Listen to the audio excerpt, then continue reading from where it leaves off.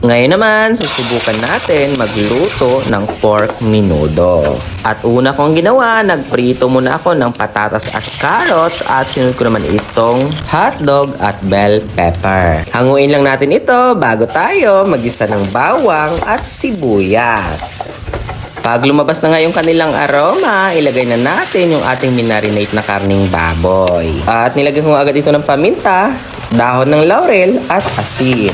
At halo-haloin lang natin ito, tsaka lagyan natin ito ng tubig, papakuluan hanggang sa lumambot itong karning baboy. At sa puntong ito, malambot na yung ating karning baboy, kaya nilagyan ko na ito ng tomato sauce. Inakpan ko nga lang ito at nilagyan ng konting asukal, pampabalansin ng lasa. At sunod ko namang nilagay yung mga patatas, carrots, hotdog at bell pepper. At eto nga yung huli nating ilagay, yung raisins at green peas. Tatakpan lang natin ito at papakuluan ng ilang segundo at pwede na ito.